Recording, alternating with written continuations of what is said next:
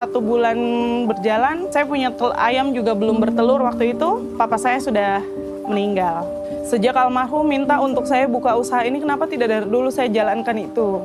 Setelah saya punya seperti ini, almarhum tidak merasakan apa yang sekarang saya punya hasil. Mulai dari situ saya bangkit kembali karena saya mengingat bahwa masih ada mama, masih ada adik dan keluarga yang lain yang masih membutuhkan saya.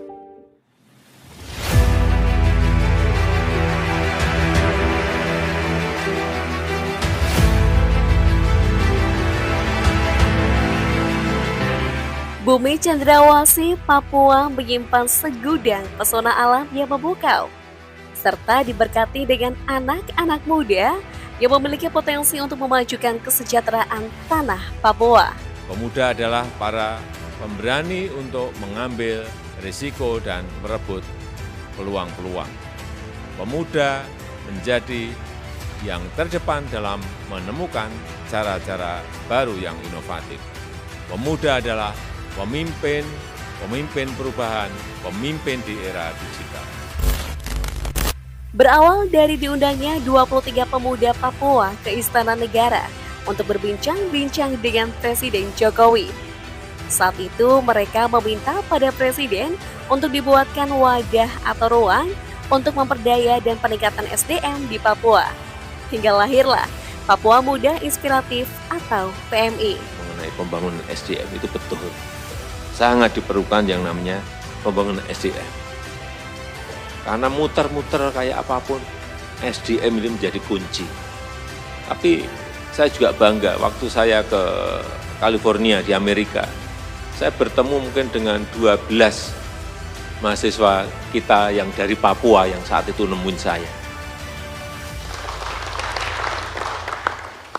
Bukan pinter-pinter, sangat pinter-pinter. Banyak kemudian yang bertanya, Pak, ini saya kalau sudah lulus, saya mau kemana? Ya kembali ke tanah Papua, terus saya kerja apa? Bersama Badan Intelijen Negara, Presiden Jokowi membangun gedung Papua Youth Creative Hub sebagai fasilitas penunjang PMI. Papua Youth Creative Hub berdiri megah dan memiliki fasilitas yang lengkap. Gedung PYCH ini akan menjadi wadah Papua Muda Inspiratif yang sudah dibentuk oleh Presiden Jokowi. Ini akan memberikan kesempatan, memberikan peluang kepada anak-anak muda Papua untuk bisa meningkatkan, mengembangkan kualitas SDM. Oleh sebab itu, tadi saya perintah, dari ini tidak hanya di Papua saja, tapi juga di NTT, di Maluku, Aceh. Mungkin dengan sedikit modifikasi disesuaikan dengan keinginan-keinginan anak muda yang ada di provinsi-provinsi itu. PMI membentuk 6 bidang program prioritas, antara lain program pertanian, perikanan, dan peternakan. Program tersebut dibentuk atas instruksi langsung dari Presiden Joko Widodo untuk mendukung ketahanan pangan di Indonesia. Bersama BIN, PMI membuat mesin inovasi yang dapat mempermudah petani sagu dalam proses produksi. Sebelumnya, pengerjaan produksi sagu memerlukan waktu 1 minggu. Namun dengan adanya mesin inovasi baru itu, bisa memangkas waktu menjadi 2 jam, serta hasil sagu yang diperoleh juga lebih banyak. Dengan adanya mesin baru ini sangat mempermudah, terus lebih praktis. Ya, jadi kita sudah menggunakan mesin-mesin besar yang awalnya mesin tradisional kita lakukan, kita buat dan menghasilkan hanya 6-8 karung 15 kilo untuk satu pohonnya. Dengan mesin ini kita mampu memproduksi 20-25 karung 15 kilo untuk satu pohonnya. PMI juga berkontribusi mengembangkan perluasan lahan pertanian jagung yang mencapai 537 hektar, serta mencetak lebih dari 1.000 petani milenial di tanah Papua. Selain pengolahan lahan, PMI juga menyediakan benih jagung berkualitas, sehingga petani tidak perlu lagi mengambil benih dari luar pulau dan bisa mengirit modal menjadi lebih murah. Selain di bidang pertanian, PMI juga mengembangkan industri peternakan di Papua. Biji jagung yang dipanen oleh petani jagung bisa didistribusikan kepada peternak untuk menjadi pakan untuk ayam petelur. Sementara daunnya bisa dimanfaatkan menjadi pakan untuk ternak sapi dan kambing. Sementara petani akan mendapatkan keuntungan dengan memanfaatkan kotoran ternak untuk dijadikan pupuk. Selain pertanian dan peternakan, PMI juga mengolah budidaya ikan air tawar dan kepiting. Bekerja sama dengan BIN dan Kementerian Kelautan dan Perikanan, PMI berhasil mengembangkan budidaya ikan air tawar melalui sistem bioflok. Program PMI yang dibentuk oleh BIN dan Presiden Jokowi ini telah berhasil melahirkan pengusaha muda baru di tanah Papua. Hingga saat ini sudah lebih dari 1.200 pengusaha yang bersinergi dengan Papua Muda Inspiratif.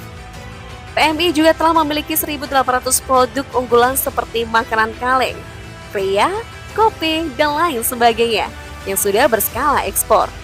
Tak hanya itu, PMI juga membantu untuk pemasaran produk dengan digitalisasi melalui media sosial dan marketplace. Salah satu pengusaha yang sukses bersama PMI adalah Maria Francisca Tambingon. Finalis Putri Indonesia 2014 dari Papua itu berhasil mengembangkan usaha ayam petelur sekitar 4.000 ekor. Dengan bantuan PMI, wanita kelahiran Biak itu mulai menggeluti peternakan sejak akhir tahun 2021. Kini Maria sudah bisa menghasilkan keuntungan sekitar belasan hingga puluhan juta rupiah per bulan. Punya background Putri Indonesia, kalau kita mau maju kita jangan punya malu. 1 bulan berjalan, saya punya ayam juga belum bertelur waktu itu, papa saya sudah meninggal. Sejak almarhum minta untuk saya buka usaha ini, kenapa tidak dari dulu saya jalankan itu. Setelah saya punya seperti ini, almarhum tidak merasakan apa yang sekarang saya punya hasil. Mulai dari situ saya bangkit kembali karena saya mengingat bahwa masih ada mama, masih ada adik dan keluarga yang lain yang masih membutuhkan saya. Selain menjalankan program UMKM, PMI juga membentuk program pendidikan dan kesehatan untuk keluarga tidak mampu. Dengan jumlah keanggotaan 181 member yang terdiri dari 27 komunitas dan 154 individu, PMI melakukan pengembangan pendidikan untuk anak usia dini di daerah pedalaman. Bantu adik-adik di Pulau Ketum Pedalaman, di beberapa daerah dan juga beberapa kabupaten kota di Papua dan Papua Barat, dan kami sudah jangkau. Sejauh ini kami sudah mendistribusikan ada hampir lebih dari 25.000 buku. Program ini telah berhasil mencetak anak-anak di tanah Papua yang mahir berbahasa Inggris. Hi guys, my name is Marlina. I want to be a doctor. PMI dengan gedung PYCH juga akan mengembangkan anak muda Papua kreatif yang siap bersaing di industri digital. Gedung PYCH memiliki asrama berkapasitas ratusan orang. Gedung PYCH juga dilengkapi kafe, co-working space, studio musik, studio fotografi, ruang podcast, ruang konseling, teater, hingga ruang serbaguna. Gedung ini juga memiliki fasilitas internet berkecepatan tinggi.